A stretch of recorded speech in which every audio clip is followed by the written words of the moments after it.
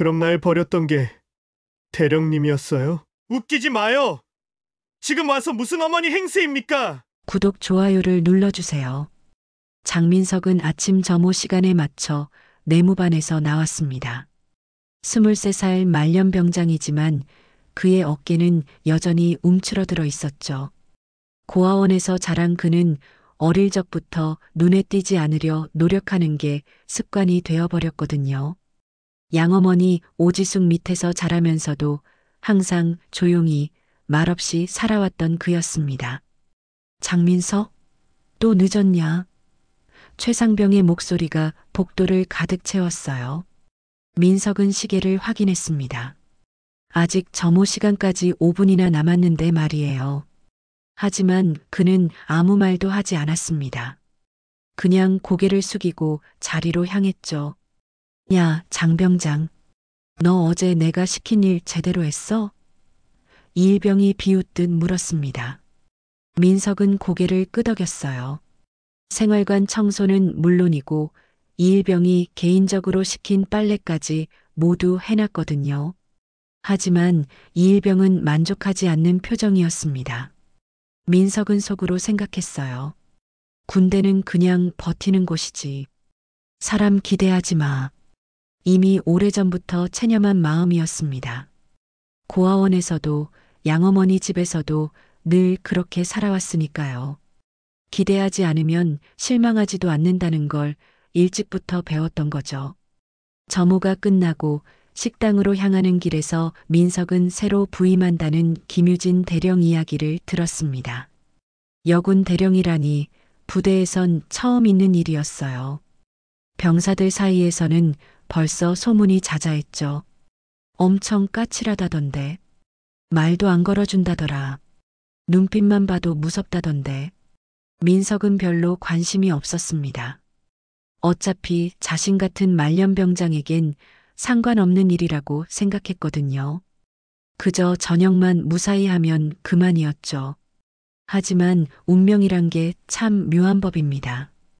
그 누구도 예상하지 못한 만남이 바로 그날 오후에 기다리고 있었거든요. 점심 식사를 마치고 복도를 걷던 민석 앞에 갑자기 누군가 나타났습니다. 키가 크고 단정한 정장을 입은 여성이었어요. 바로 김유진 대령이었죠. 민석은 얼른 경례를 했습니다. 안녕하십니까? 하지만 그 순간 실수가 일어났어요. 경례를 하려다 발을 헛디딘 민석이 유진과 부딪히고 말았거든요. 유진은 순간적으로 민석의 팔을 잡아 균형을 잡았습니다. 그때였어요.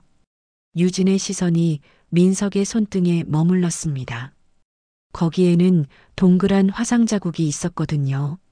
어릴 적 입은 상처로 이미 오래되어 희미해졌지만 여전히 눈에 띄는 흔적이었습니다. 유진은 갑자기 숨이 멎는 듯한 느낌을 받았어요. 그 상처가 너무나 익숙했거든요. 마치 어디선가 본 것 같은, 아니 직접 목격했던 것 같은 기분이 들었죠. 죄송합니다. 민석이 다급히 사과했습니다. 하지만 유진은 대답하지 않고 그를 한참 바라보고만 있었어요. 민석은 어리둥절했습니다. 왜 이렇게 자신을 바라보는 걸까요? 결국 유진이 먼저 입을 열었습니다. 괜찮다. 조심해라. 차가운 목소리였지만 그 안에는 뭔가 다른 감정이 숨어 있는 것 같았어요. 민석은 다시 한번 경례를 하고 그 자리를 빠져나왔습니다. 하지만 유진은 그 자리에 그대로 서서 민석의 뒷모습을 바라보고 있었죠. 가슴 한편이 이상하게 두근거렸거든요. 그날 밤 민석은 내무반에서 또 한 번 괴롭힘을 당했습니다. 최상병과 이일병이 트집을 잡더니 구타까지 가하려 했어요. 다행히 다른 선임들이 말려서 큰 일은 없었지만 민석의 마음은 더욱 무거워졌습니다. 내가 뭘 그렇게 잘못했다고. 민석은 속으로 한숨을 쉬었어요.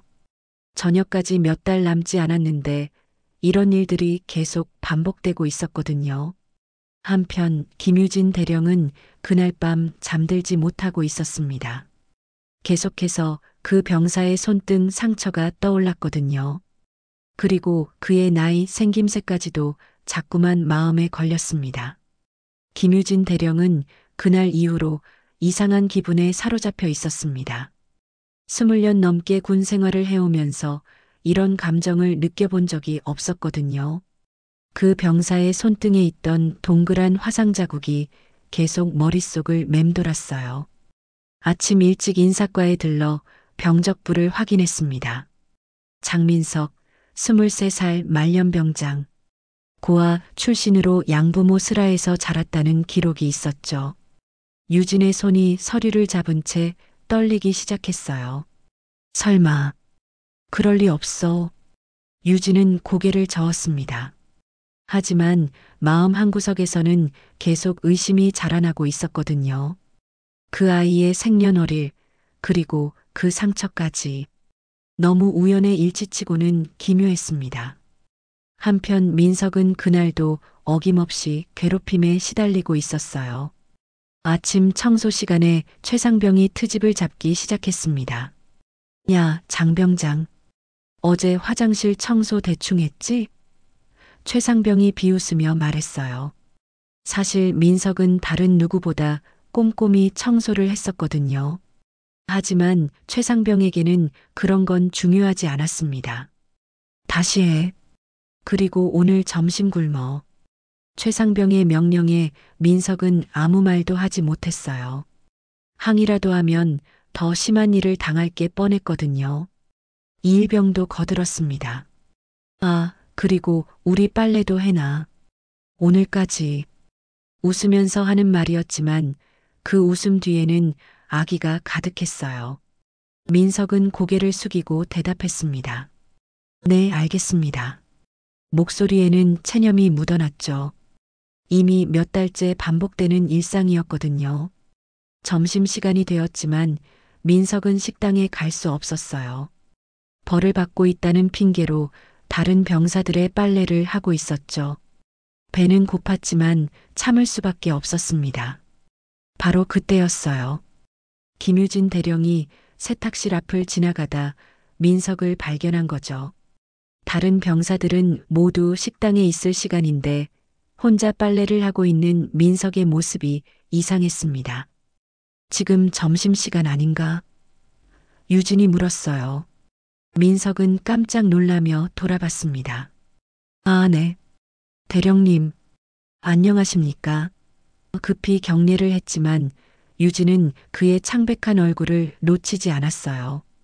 왜 식사를 안 하고 있나? 유진의 목소리에는 엄격함과 함께 묘한 걱정이 섞여 있었습니다. 민석은 잠시 망설였어요. 사실대로 말하면 선임들에게 더 큰 보복을 당할 게 뻔했거든요. 그냥 할 일이 있어서요. 하지만 유진은 쉽게 넘어가지 않았습니다. 민석의 표정에서 뭔가 숨기고 있다는 걸 느꼈거든요. 누가 시켰나? 아니요, 제가 알아서. 민석이 서둘러 대답했지만 유진의 날카로운 시선을 피할 수는 없었어요. 그때 복도에서 웃음소리가 들렸습니다. 최상병과 이일병이 식당에서 돌아오고 있었거든요. 둘 다 민석이 벌을 받고 있다는 사실에 만족해하는 표정이었어요. 대령님? 최상병이 당황하며 경례했습니다. 유진은 냉정한 표정으로 두 사람을 바라봤어요. 이 병사가 왜 식사를 못하고 있는 건가? 유진의 질문에 최상병은 당황했습니다. 그게 청소를 대충 해서 어버버하며 대답했지만 유진의 표정은 점점 차가워졌어요. 청소 상태를 확인해 봤나? 유진이 물었습니다. 최상병은 대답하지 못했어요. 사실 확인하지도 않고 트집을 잡았거든요. 유진은 직접 화장실로 향했습니다. 민석이 청소한 화장실은 다른 어떤 곳보다 깨끗했어요. 바닥은 물론이고 구석구석까지 말끔히 정리되어 있었거든요. 이게 대충 한 청소인가? 유진의 목소리가 복도에 울렸습니다. 최상병과 이일병은 얼굴이 새파래졌어요.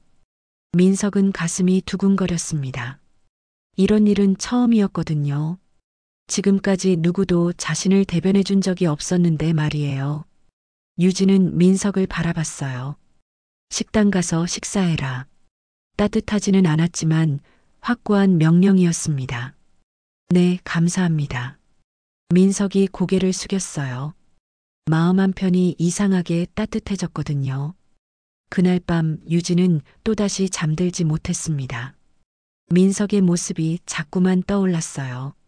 그 아이가 당하고 있는 일들, 그리고 그 속에서도 굴복하지 않으려는 의지까지도 느껴졌거든요. 그 아이, 생일 나이, 그리고 저 상처, 설마 유진의 마음속에서 20년 전 기억이 조금씩 되살아나고 있었습니다. 민석 역시 그날 밤은 달랐어요. 처음으로 누군가 자신을 지켜준다는 느낌을 받았거든요. 비록 차가운 명령이었지만 그 안에서 따뜻함을 느꼈습니다. 하지만 최상병과 이일병의 분노는 더욱 커져갔어요. 대령 앞에서 망신을 당했다는 생각에 민석에 대한 괘씸함이 치솟았거든요. 그들은 은밀히 더 큰 보복을 계획하기 시작했습니다. 김유진 대령은 그날 밤 결국 인사과 컴퓨터 앞에 앉았습니다. 손가락이 떨렸지만 장민석의 개인정보를 다시 한번 자세히 들여다봤어요. 생년월일, 출생지, 입양 기록까지 모든 걸 확인했죠. 2002년 3월 15일생, 서울 강남구 출생, 생후 6개월 만에 입양. 유진의 심장이 쿵쾅거리기 시작했습니다.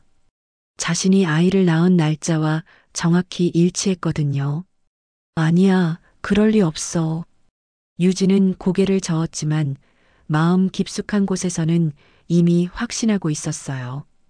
그 화상 자국까지 일치하다니 이건 단순한 우연이 아니었습니다. 20년 전 그날이 선명하게 떠올랐어요. 갓 임관한 소위였던 유진은 원치 않은 임신으로 큰 혼란에 빠져 있었거든요. 아이 아버지는 책임지지 않겠다며 사라졌고 군 생활과 육아를 병행할 자신이 없었던 유진은 결국 입양을 선택했죠. 생후 6개월 된 아기를 입양기관에 맡기던 그날 아이가 울다가 가스레인지에 손을 대었던 기억까지 생생했습니다. 그 작은 손등에 생긴 동그란 상처를 보며 얼마나 자책했는지 몰라요. 한편 민석은 그날 이후로 더욱 심한 괴롭힘에 시달리고 있었습니다. 최상병과 이일병은 대령 앞에서 망신당한 것에 대한 보복을 계획하고 있었거든요. 야, 장병장. 너 때문에 우리가 얼마나 망신당했는지 알아? 최상병이 이를 갈며 말했어요. 훈련장에서 다른 간부들이 보이지 않는 곳에서 벌어진 일이었습니다. 죄송합니다. 민석이 고개를 숙였지만 최상병의 분노는 가라앉지 않았어요. 죄송하다고? 그걸로 끝이야? 이일병이 비웃으며 끼어들었습니다. 너 진짜 우리 만만하게 보는구나. 그들은 민석을 구석진 곳으로 끌고 가서 온갖 모욕을 가했어요. 빨래를 더 시키는 건 기본이고 개인 심부름까지 강요했습니다. 심지어 훈련 중에 일부러 발을 걸어 넘어뜨리기도 했죠. 미안, 실수였어. 최상병이 가짜 미소를 지으며 말했어요. 하지만 그 눈빛에는 악의가 가득했습니다. 민석은 무릎에서 피가 나는 것도 참고 일어났어요. 항의라도 하면 더 큰 일을 당할 게 뻔했거든요. 그저 이를 악물고 견딜 뿐이었습니다. 점심시간에도 괴롭힘은 계속됐어요. 최상병이 일부러 민석의 식판을 건드려서 국물을 쏟게 만들었거든요. 어머, 또 실수네. 너 정말 조심성이 없다. 이일병이 낄낄거리며 웃었어요. 주변 병사들은 모른 척했습니다. 자신들이 표적이 될까봐 두려웠거든요. 민석은 젖은 군복을 그대로 입고 오후 훈련에 참가해야 했어요. 차가운 바람이 불 때마다 몸이 떨렸지만 참을 수밖에 없었습니다. 내가 뭘 그렇게 잘못했는데 왜 나만 이래야 해? 민석은 속으로 한숨을 쉬었어요. 저녁까지 얼마 남지 않았는데 이런 일들이 더 심해지고 있었거든요. 그날 저녁 점호 시간에 더 큰 일이 벌어졌습니다. 최상병이 생활관 청소 당번표를 조작해서 민석만 빠뜨린 거예요. 그리고는 중대장 앞에서 민석이 당번을 빼먹었다고 신고했습니다. 장민석? 당번 왜 안 썼어? 중대장의 호통이 생활관을 가득 채웠어요. 민석은 억울했지만 변명할 수 없었습니다. 당번표에 자신의 이름이 없다는 걸 증명할 방법이 없었거든요. 앞으로 나와. 중대장의 명령에 민석은 떨리는 다리로 앞으로 나섰어요. 다른 병사들 앞에서 혼나는 것만큼 수치스러운 일은 없었죠. 팔굽혀펴기 100개. 중대장이 소리쳤습니다. 민석은 바닥에 엎드려 팔굽혀펴기를 시작했어요. 하지만 점심도 제대로 못 먹고 하루 종일 괴롭힘을 당한 몸으로는 쉽지 않았습니다. 하나, 둘, 셋. 민석의 목소리가 점점 작아졌어요. 팔이 후들거리기 시작했거든요. 50개쯤 했을 때부터는 제대로 되지 않았습니다. 제대로 해. 중대장이 다시 소리쳤어요. 민석은 이를 악물고 계속했지만 몸이 말을 듣지 않았습니다. 바로 그때였어요. 생활관 문이 열리며 김유진 대령이 들어온 거죠. 갑작스러운 대령의 등장에 모든 병사들이 얼어붙었어요. 무슨 일인가? 유진의 차가운 목소리가 생활관을 가득 채웠습니다. 중대장은 당황하며 상황을 설명했어요. 유진은 민석을 바라봤습니다. 땀에 젖어 떨고 있는 그의 모습을 보니 가슴이 아팠어요. 하지만 표정은 여전히 차갑게 유지했습니다. 당번표를 보자. 유진이 말했어요. 최상병은 식은땀을 흘리며 당번표를 내밀었습니다. 유진은 당번표를 자세히 살펴봤어요. 뭔가 이상했습니다. 글씨체가 중간에 바뀌어 있었거든요. 조작된 흔적이 역력했어요. 이 당번표 누가 작성했나? 유진의 질문에 최상병은 대답하지 못했습니다. 민석은 바닥에 엎드린 채로 이 모든 상황을 지켜보고 있었어요. 또다시 대령이 자신을 위해 나서는 것 같았거든요. 마음이 복잡했습니다. 김유진 대령은 당번표를 더 자세히 들여다봤습니다. 분명히 조작된 흔적이 있었어요.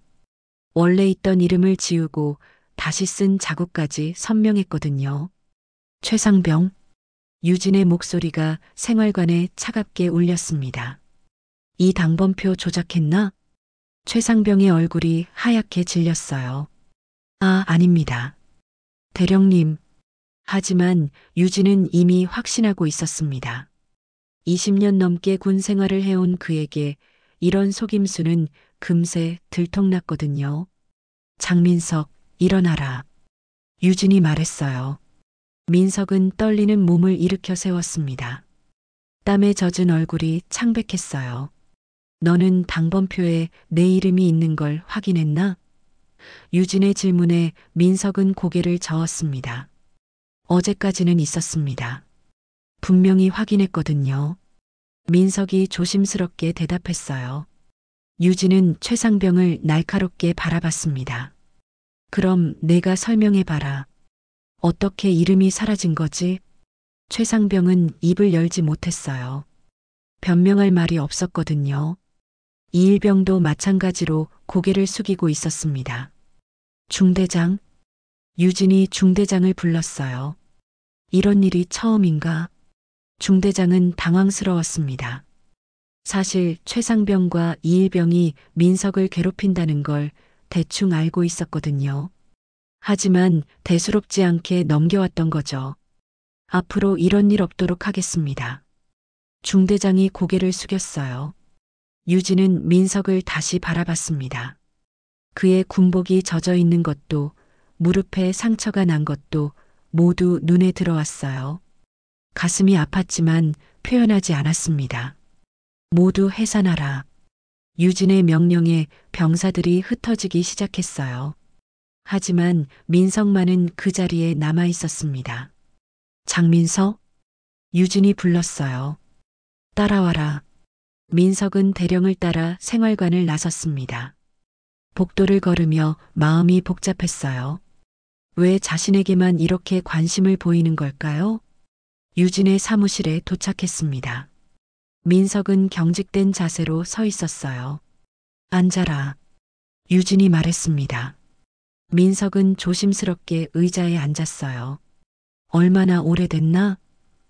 유진이 물었습니다. 무슨 말인지 민석은 바로 알 수 있었어요. 입대한 이후로요. 민석이 작은 목소리로 대답했습니다. 처음엔 그냥 군기였다고 생각했는데 유진은 민석의 말을 조용히 들었어요. 그 안에서 깊은 외로움과 체념을 느꼈거든요. 왜 참고만 있었나? 유진이 물었습니다. 민석은 잠시 망설였어요. 그리고 천천히 입을 열었습니다. 어릴 때부터 그랬거든요. 고아원에서도 양부모님 집에서도 튀지 않고 조용히 사는 게 최선이라고 생각했어요. 유진의 가슴이 찢어지는 것 같았습니다. 자신이 버린 아이가 이렇게 살아왔다는 현실이 너무 아팠거든요. 혹시? 유진이 조심스럽게 물었습니다. 너 어릴 적 화상 입은 기억 있나? 민석은 깜짝 놀랐어요. 왜 갑자기 그런 걸 물어보는 걸까요? 네. 생후 6개월 때라고 들었어요. 양어머니가 말씀해 주셨거든요. 민석이 손등을 만지며 대답했습니다. 유진은 숨이 막히는 것 같았어요. 이제 확신할 수 있었습니다. 자신 앞에 앉아 있는 이 청년이 바로 자신이 20년 전에 버린 아들이라는 것을요. 대령님, 괜찮으세요? 민석이 걱정스럽게 물었습니다. 유진의 얼굴이 갑자기 창백해졌거든요. 아니다. 괜찮다. 유진이 애써 침착함을 유지했어요. 하지만 마음은 폭풍우가 치고 있었습니다. 그날 밤 민석은 내무반에서 또 다른 괴롭힘을 당했어요.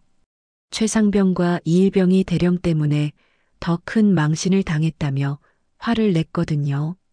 너 때문에 우리가 얼마나 곤란해졌는지 알아? 최상병이 이를 갈며 말했어요. 죄송합니다. 민석이 고개를 숙였지만 그들의 분노는 가라앉지 않았어요. 죄송하다고 끝나는 줄 알아?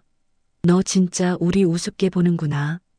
이일병이 민석의 어깨를 거칠게 밀었습니다. 민석은 벽에 부딪혔어요. 어깨가 아팠지만 참았습니다. 항의하면 더 심해질 게 뻔했거든요. 내일부터 우리 개인 빨래는 물론이고 전투화화까지 다 닦아놔. 그리고 아침마다 우리 침대 정리도 해. 최상병이 명령했어요. 민석은 아무 말도 하지 못했습니다. 이미 할 일도 많은데 이것까지 더해지면 잠잘 시간도 없을 것 같았어요. 한편 유진은 그날 밤 집에 돌아가서도 잠들지 못했습니다. 서랍 깊숙이 숨겨둔 낡은 사진 한 장을 꺼내봤어요. 생후 6개월 된 아기의 모습이 담긴 사진이었습니다. 통통한 볼과 맑은 눈동자, 그리고 손등의 작은 상처까지 민석의 어린 시절 모습이었어요. 유진은 사진을 가슴에 안고 눈물을 흘렸습니다. 미안해. 정말 미안해.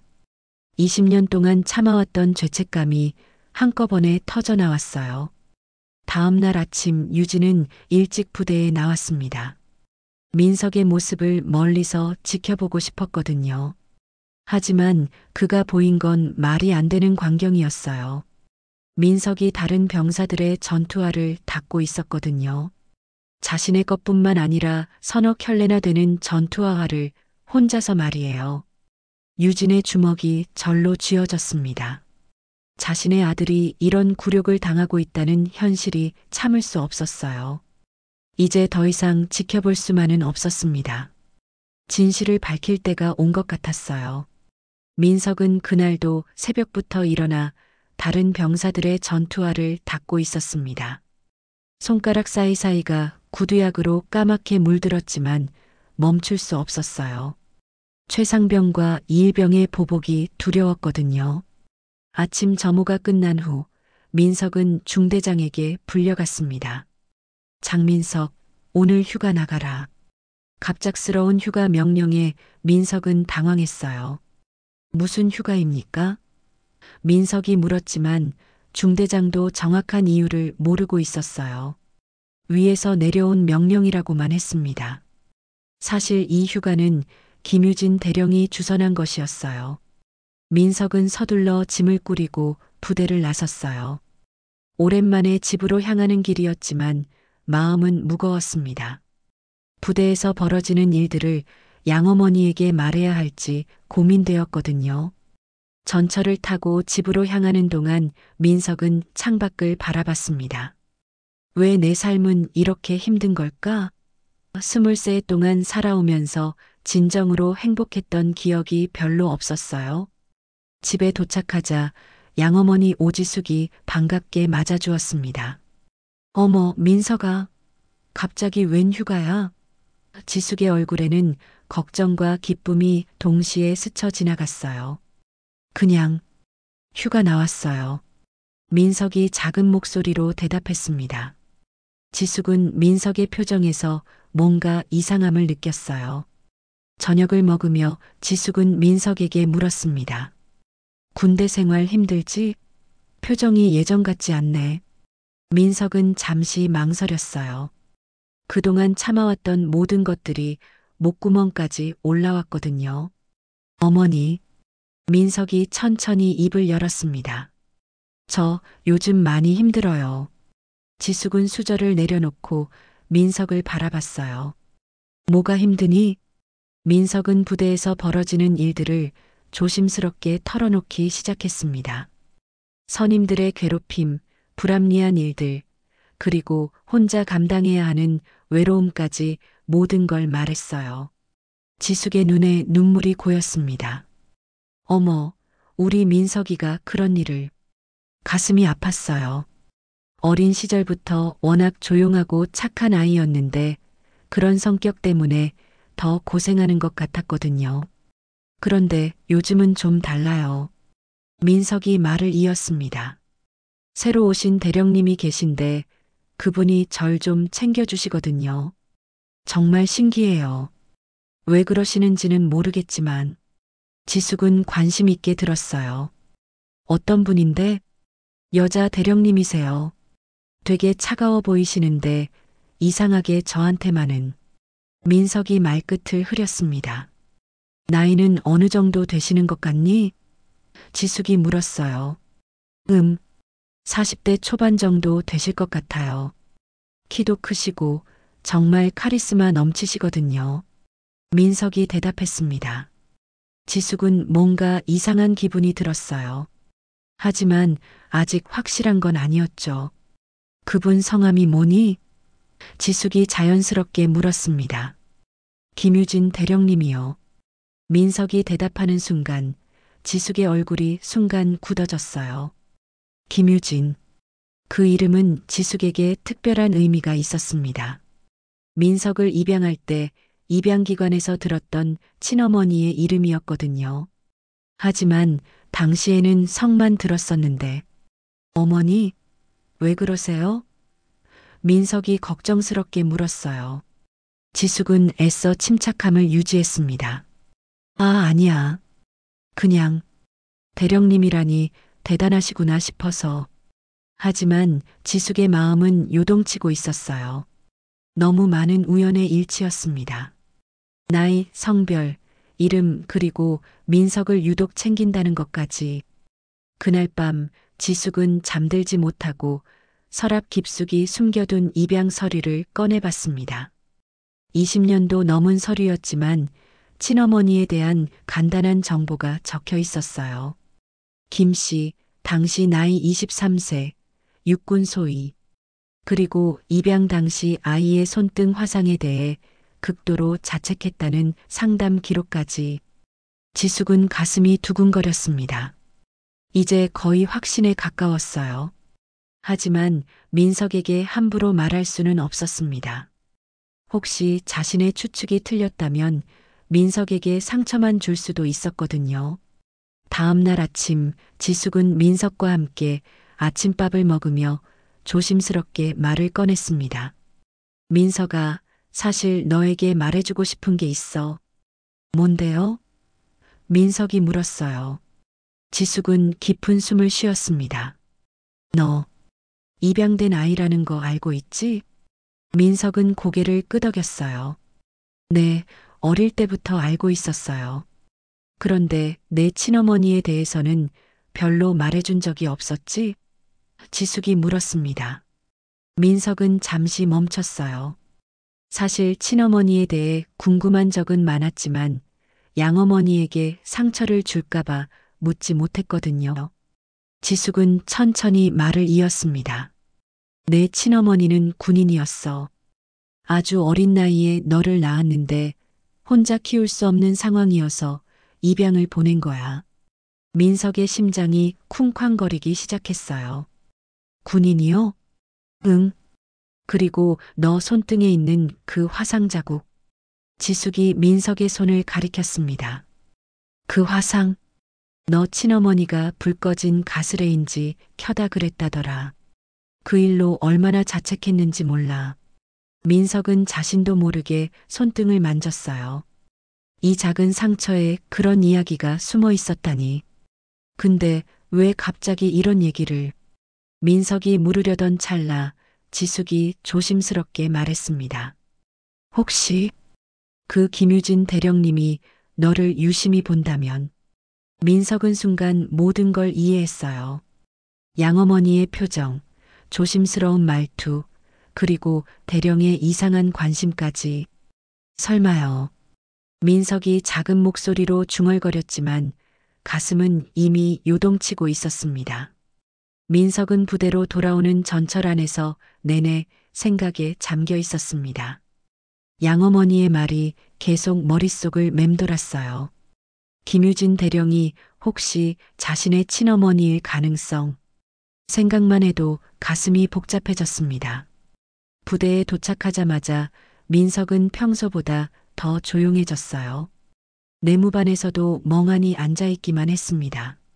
최상병과 이일병이 또 무슨 트집을 잡을지 걱정되긴 했지만 지금은 그것보다 더 큰 고민이 있었거든요.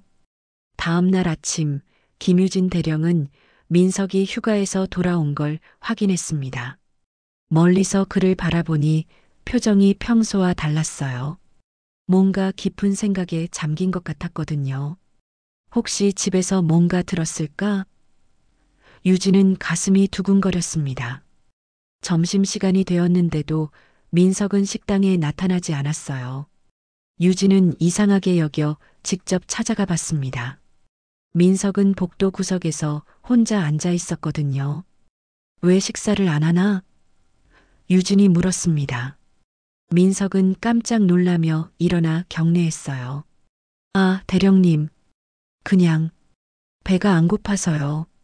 하지만 유진은 그의 창백한 얼굴을 놓치지 않았습니다.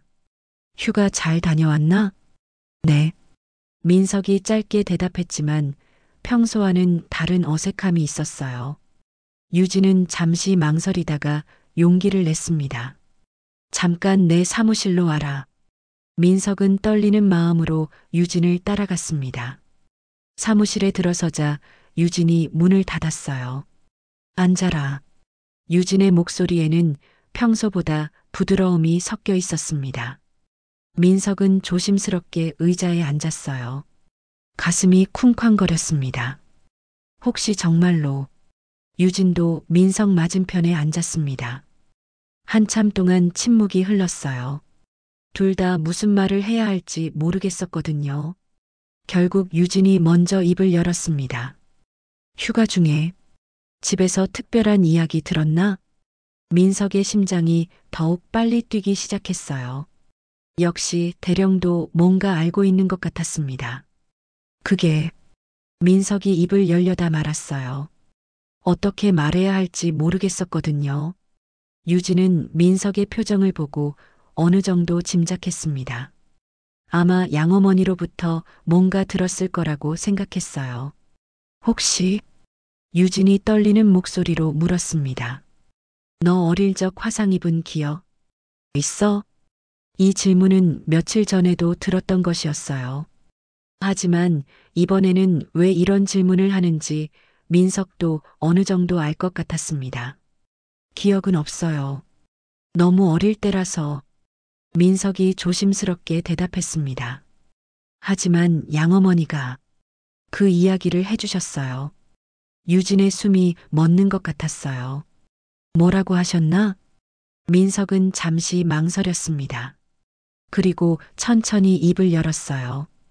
가스레인지를 켜다가 제 손이 되었다고.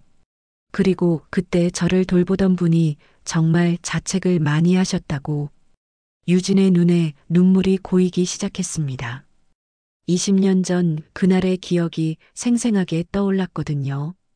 갓 태어난 아기가 자신 때문에 다쳤을 때의 절망감과 죄책감이 다시 밀려왔어요. 대령님, 민석이 조심스럽게 불렀습니다. 혹시, 정말 혹시, 두 사람의 시선이 마주쳤습니다. 더 이상 말하지 않아도 알 수 있었어요.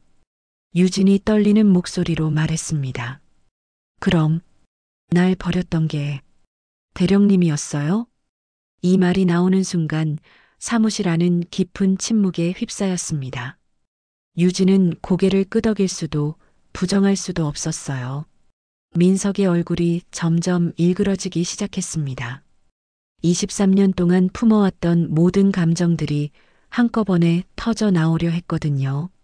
정말요? 민석의 목소리가 떨렸습니다. 정말 대령님이 저를. 유진은 더 이상 숨길 수 없었습니다. 고개를 끄덕였어요. 그 순간 민석이 폭발했습니다. 웃기지 마요. 의자를 박차고 일어난 민석의 얼굴은 분노로 일그러져 있었어요. 23년 동안 참아왔던 모든 것들이 한꺼번에 쏟아져 나왔습니다. 지금 와서 무슨 어머니 행세입니까? 민석의 외침이 사무실을 가득 채웠어요. 유진은 아무 말도 하지 못했습니다. 민석의 분노가 당연하다고 생각했거든요. 저 혼자 얼마나 외로웠는지 아세요? 고아원에서, 양부모님 집에서, 그리고 이 군대에서까지. 민석의 목소리에는 23년간의 상처가 고스란히 담겨 있었어요. 저는 평생 누가 제 친부모인지, 왜 저를 버렸는지 궁금해했어요. 밤마다 혼자 울면서 상상했다고요. 민석의 눈에서 눈물이 흘러내렸습니다. 유진도 눈물을 참을 수 없었어요. 민석아, 민석이라고 부르지 마세요. 민석이 소리쳤습니다. 그럴 자격 있다고 생각하세요? 미안하다.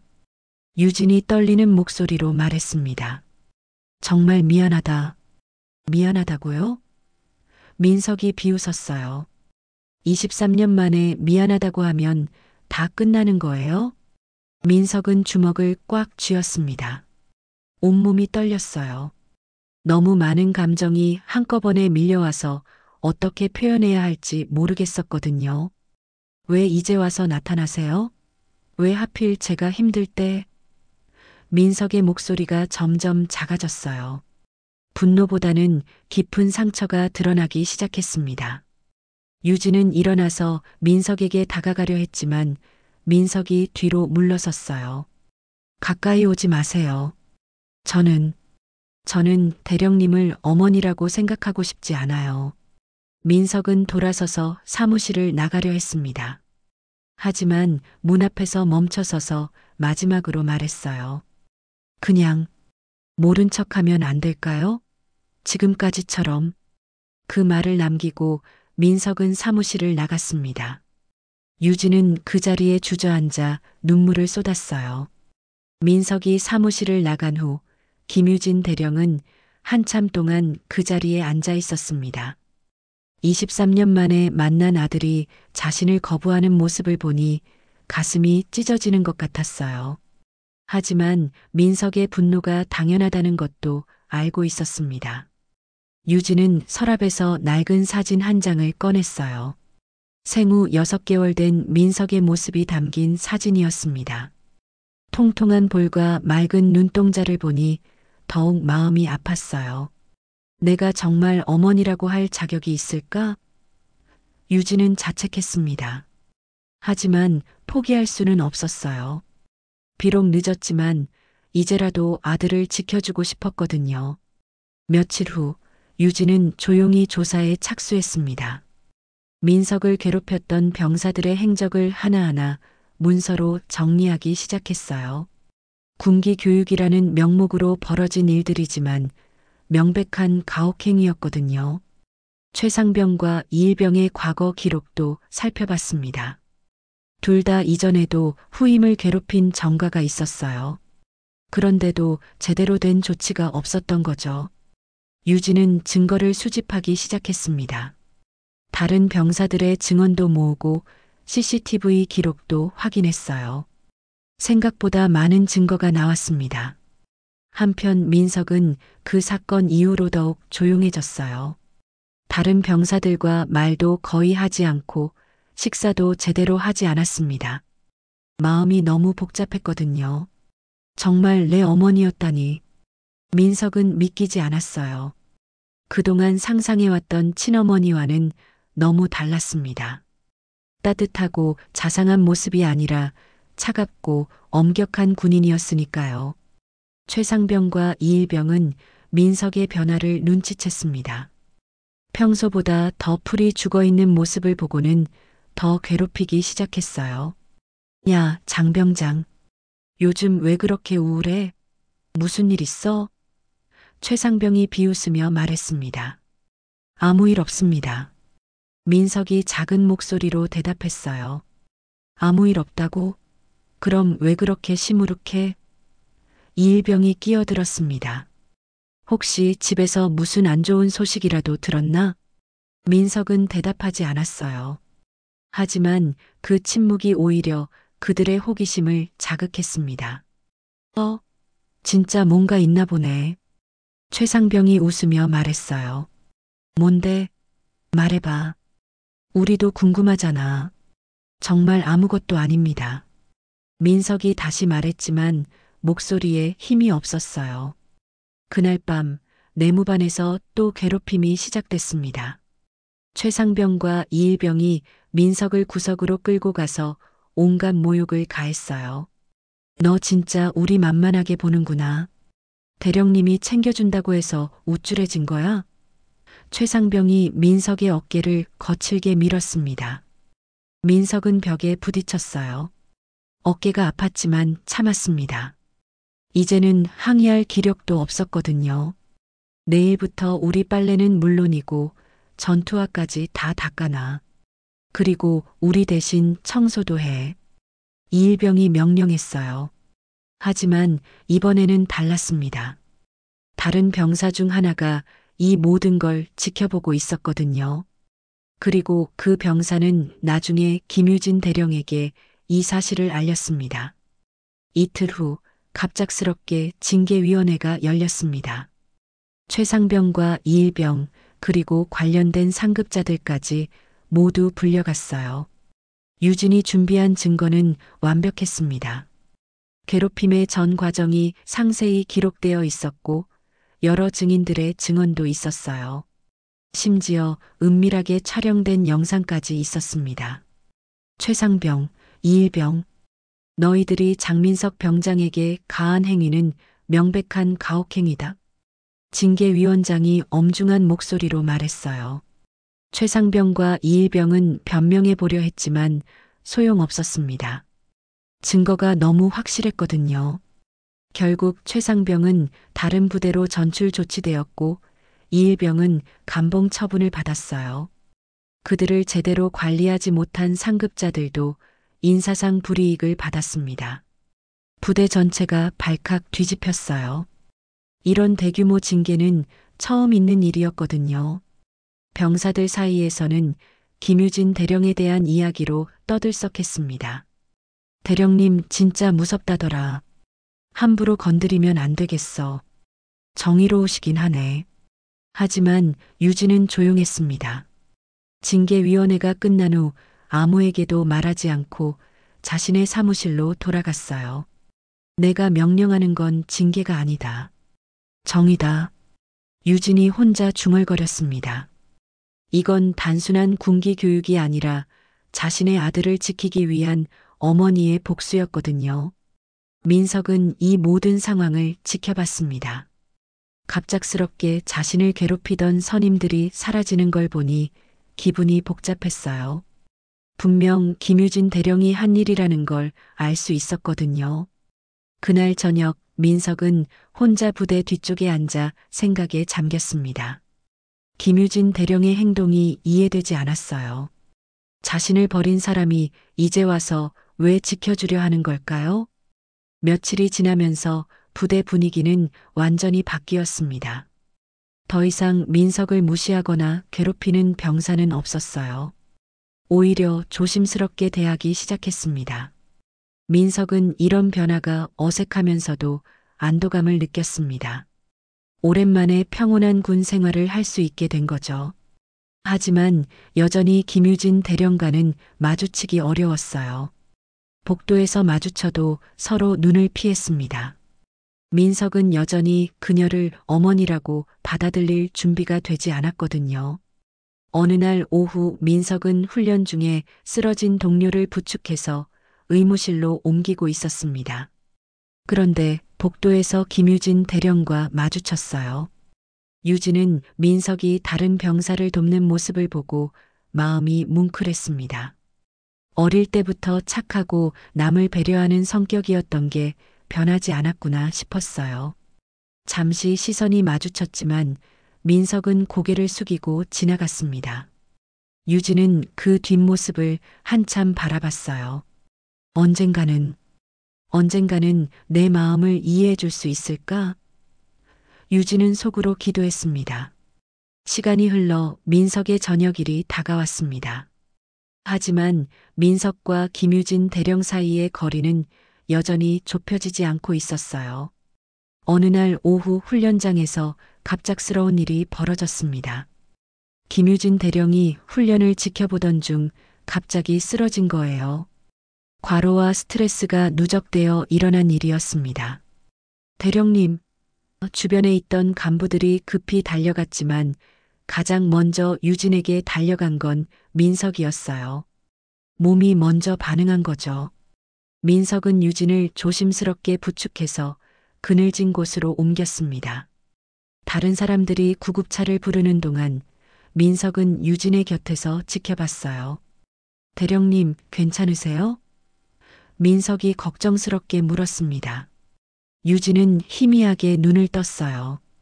민석의 얼굴을 보자 유진은 안도의 미소를 지었습니다. 고맙다.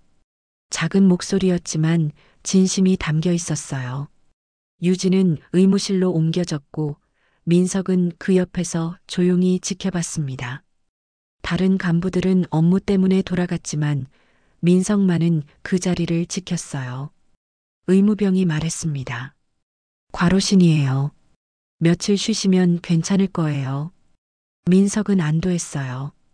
자신도 모르게 걱정하고 있었던 거죠. 유진이 깨어났을 때 병실에는 민석만 있었습니다. 조용히 의자에 앉아서 창밖을 바라보고 있었어요. 왜 여기 있나? 유진이 물었습니다. 민석은 돌아봤어요. 그냥 괜찮으신지 확인하려고요. 잠시 침묵이 흘렀습니다. 둘 다 할 말이 많았지만 어떻게 시작해야 할지 몰랐어요. 결국 민석이 먼저 입을 열었습니다. 대령님, 그래도 나 버렸던 그날 후회는 했었어요? 유진의 가슴이 아팠습니다. 이 질문을 언젠가는 받을 줄 알고 있었거든요. 하루도 안 한 날이 없다. 유진이 조용히 대답했어요. 매일, 정말 매일 후회했어.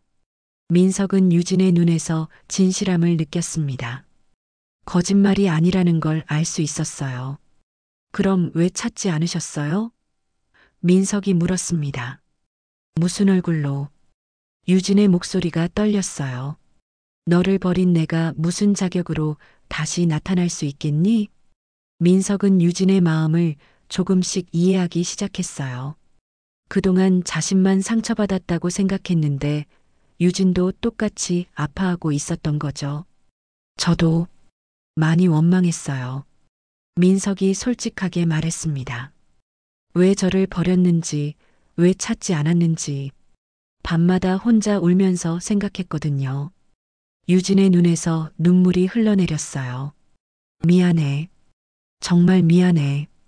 하지만 민석이 말을 이었습니다. 양어머니가 정말 잘 키워주셨어요. 많이 사랑해주셨고 절 위해서 희생도 많이 하셨거든요. 유진은 고개를 끄덕였어요. 다행이다. 정말 다행이야. 그리고 최근에는 대령님이 저를 지켜주시는 것도 느꼈어요. 민석이 조심스럽게 말했습니다. 그 선임들 징계하신 것도 저 때문이죠?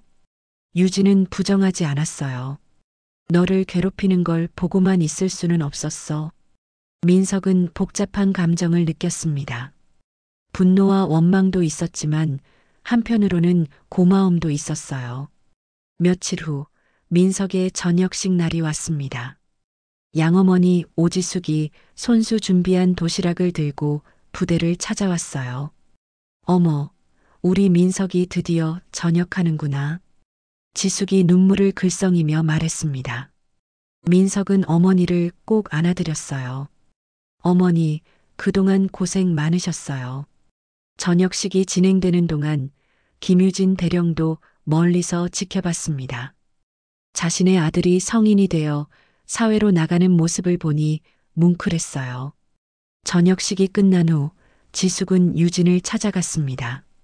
두 사람은 부대 밖 조용한 곳에서 만났어요. 안녕하세요. 민석이 어머니입니다. 지숙이 정중하게 인사했습니다.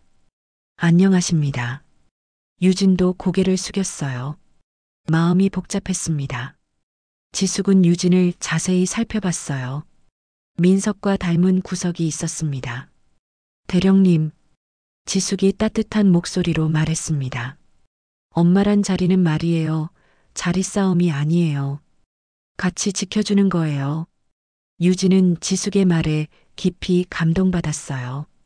원망하거나 비난할 줄 알았는데 오히려 이해해주는 모습에 눈물이 났습니다. 감사합니다. 유진이 진심으로 말했어요. 민석이를 정말 잘 키워주셔서. 그때 민석이 다가왔습니다. 두 어머니가 함께 있는 모습을 보니 신기했어요. 사진 하나 찍을까요? 지나가던 병사가 제안했습니다. 세 사람은 함께 사진을 찍었어요. 민석은 가운데 서고 양쪽에 두 어머니가 서 있었습니다. 사진을 찍으며 민석이 웃으면서 말했습니다. 저는 두 엄마 있는 아들입니다. 그 말에 지숙과 유진 모두 눈물을 흘렸어요. 오랜 상처가 조금씩 아물어가는 느낌이었습니다. 부대를 떠나면서 민석은 유진에게 말했습니다. 대령님, 아니, 어머니. 처음으로 어머니라고 불렀어요. 시간이 좀 필요할 것 같아요. 하지만 언젠가는. 유진은 고개를 끄덕였습니다. 천천히 하자. 민석은 저녁복을 입고 부대 문을 나섰습니다. 뒤돌아보니 김유진 대령이 멀리서 자신을 바라보고 있었어요. 민석은 작게 손을 흔들었고 유진도 답례했습니다. 이제 새로운 시작이었어요. 비록 완전히 회복되지는 않았지만 상처난 마음들이 조금씩 치유되어 가고 있었습니다.